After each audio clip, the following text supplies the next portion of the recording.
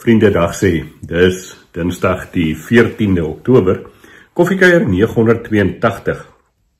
En soos ek beloof het Vrydag, wil ek vandag weer so 'n bietjie met jou gesels vanuit 2 Timoteus 2. Daardie gedeelte waarby ons dan ook Sondag stilgestaan het in ons eredienste. Ek self was op Handklip by ons Bettiesbaai erediens en Kirsten Smol het die woordbediening hier in Kleinmond Kerk. En as mens gaan kyk na 2 Timoteus, dan die hele brief, sê ek maar net weer, dis 'n pastorale brief wat Paulus skryf aan Timoteus, die jong dominee in Efese. Paulus is in gevangenskap en hy bemoedig eintlik vir Timoteus. Hy, mens kan amper sê vermaan hom ook in sekere opsigte, om in die uitdagende tye waarin hulle is, en met al die moeilikheid en die goed wat hulle beleef, dat Timoteus sal moed hou, dat hy sal volhard in sy bediening dan ook as bedienaar van die woord daar in Efese. Hoofstuk 2 spesifiek, gaan Paulus dan en hy gebruik hierdie voorbeeld van 'n soldaat, 'n atleet en 'n boer, daar in vers 5-6, om te sê, wat beteken dit om te volhard? En ons weet mos nou vriende, dat hy sê, 'n soldaat is hierdie ou wat terwille van dit waarvoor hy veg, die ontberinge dra. 'n atleet is daai een wat ten spyte van die moeg word en die reëls wat daar is, wat volhou, wat hy deurdring, hy mee tot aan die einde toe. En 'n boer is hierdie een wat hard werk en alles, die elemente trotseer terwille van die oes wat ingesamel word. En dan gebruik Paulus eintlik hierdie beelde om vir Timoteus te sê, jy moet ook op hierdie manier volhard in jou bediening as gelowige en as bedienaar dan nou in Efese. Nou, die gedeelte wat dan nou daarop volg, daar vers 14 en verder, dan lei mens af dat daar 'n situasie was, en ek sal nou iets daaroor sê, waar daar maar 'n bietjie tweespalt, waar daar 'n bietjie konflik in die gemeente was. Paulus gaan en sê, hou aan om die gelowiges aan hierdie dinge te herinner en vermaan hulle ernstig voor God om op te hou stry oor woorde.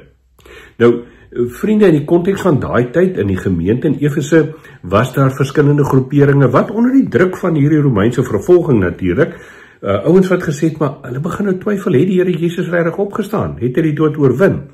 Daar is ander wat eintlik gesê het, want die opstanding het reeds plaasgevind en ook hulle leef nou vanuit hierdie opstanding, wat in 'n sekere sin waar is, maar jy kan ook nie die realiteit van die lewe mos nou wegredeneer nie. En dan is daar nou ook van hulle wat op 'n manier gesê het, maar ons weet nie regtig hoe hierdie leer van Jesus Christus, die goeie nuus van die evangelie, hoe ons hierin moet volhard in die gemeente nie. En dis waaroor Paulus dan met Timoteus praat, of hom sê, jy moet hierdie mense ernstig waarsku, vermaan om op te hou met die stryery oor woorde. Paulus gaan ver om te sê, dit het geen nut nie en is net skadelik vir die hoorders. Dis dit maklik om vir iemand te sê, hou op met iets, maar wat doen jy? En dan kom Paulus daarby uit in vers 15 en sê, lê jou daarop toe om jou tot beskikking van God te stel as 'n arbeider, wat die goedkeuring van God wegdra, wat hom nie vir sy werk hoef te skaam nie, maar 'n arbeider dan wat die woord van die waarheid suiwer verkondig. Nou, vriende, oor hierdie woord van die waarheid wil ek vanoggend so 'n bietjie met jou saamgesels, want in die tyd waarin ons leef, maak gelowiges maklik die uitspraak om te sê die woord moet suiwer verkondig word. Natuurlik is dit mos nou baie waar en is baie belangrik dat die woord suiwer verkondig moet word. Maar my vraag wat ek vanmôre wil vra is, watter woord praat ons van? Natuurlik gaan ek en jy vir mekaar sê, dis die Bybel, die geopenbaarde woord van God, waaroor ons suiwer met mekaar moet praat, waaroor ons die evangelie suiwer moet verkondig. Maar selfs dan is dit moeiliker as wat ons sê.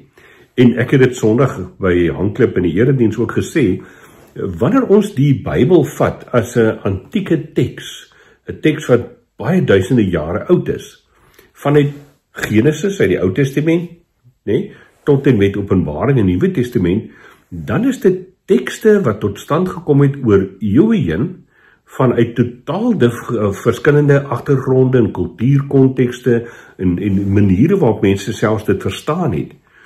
En ons bely dat dit geïnspireerde woord van God is, dat dit God is wat mense deur sy gees begelei het om hierdie woorde van hom ook aan sy mense te openbaar, maar dit is nie so maklik nie. Dis moeiliker om te sê, waaroor gaan het. En ons het nogal gisteroggend in die preekgroep ook 'n bietjie gesprek daaroor gehad of daaroor gesels.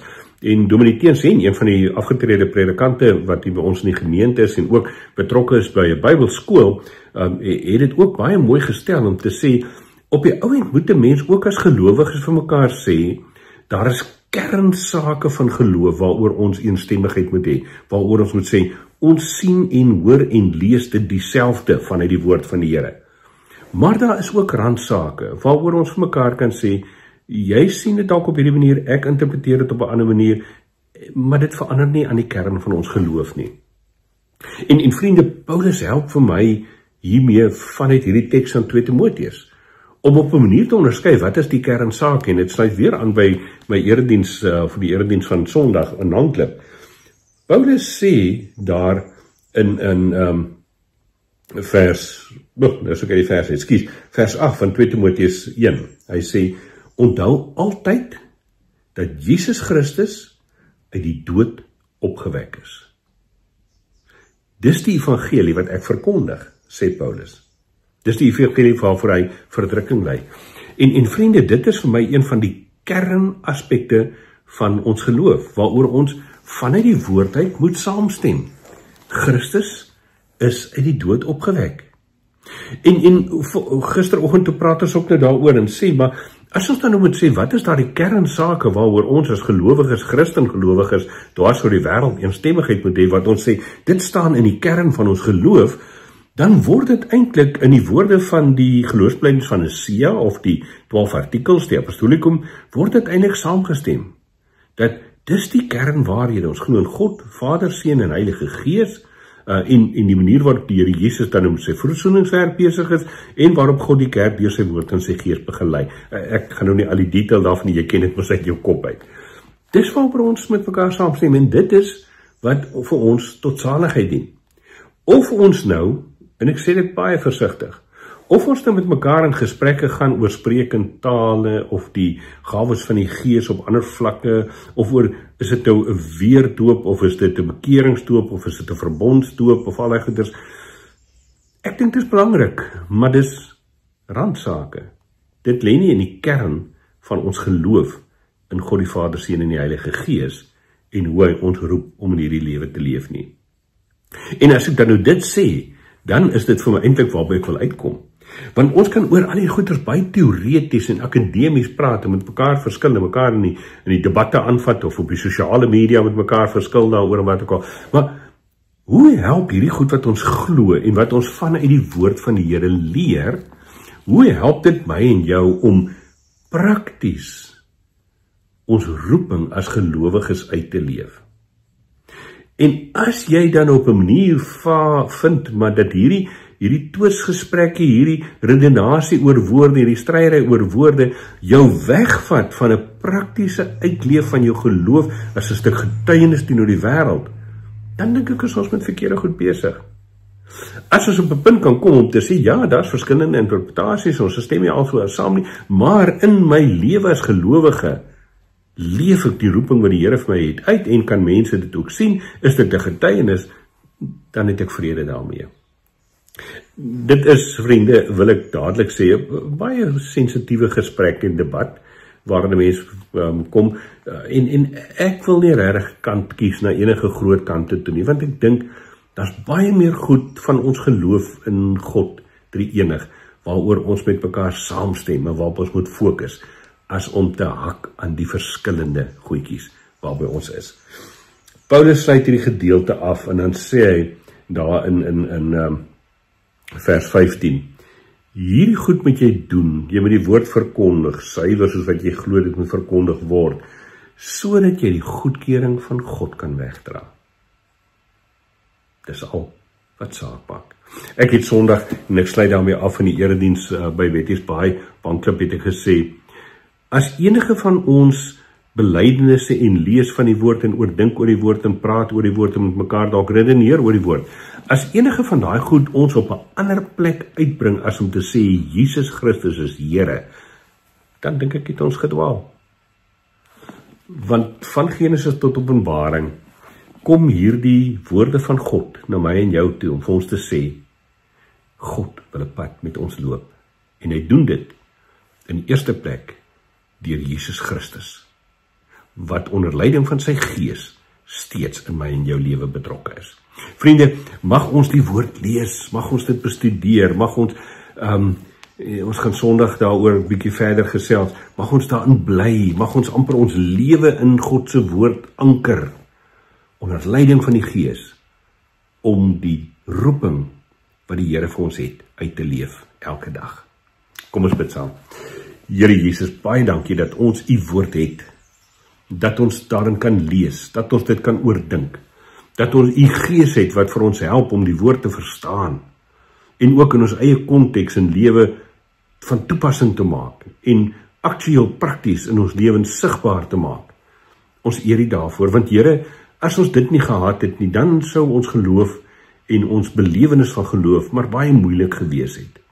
Dankie dat u vir ons hierdie vaste punt gee van u woord wat ewig staan, en dat ons ons eie lewens en ons kerklike lewens kan oriënteer vanuit u woord. Maar Vader, mag u gee dat u self, die drie-enige God, Vader, Seun en Gees, vir ons altyd die fokus van ons geloof sal bly, en nie noodwendig die woord as sulks nie. Dankie dat ons u kan eer en u kan lief hê, en dankie dat u ons eerste lief gehad het. Ons bid dit, Here Jesus, in u naam. Amen. Vriende, ek hoop jy het 'n lekker Dinsdag verder. Mag jy jou koffie geniet, mag jy, soos ek net al gesê het, ook weer, mag jy wandel in die woord, mag jy hierdie kosbare boek, woord van God, in jou hand vat en dit lees en dit bestudeer, en God al hoe meer daarin ontdek. Dis God se bedoeling met sy woord, om ons te bring op die punt wat ons openbaring van hom het, en hom in ons lewens kan ervaar. Geniet jou koffie, geniet jou Dinsdag, ek weet, ek praat te veel. Mooi loop.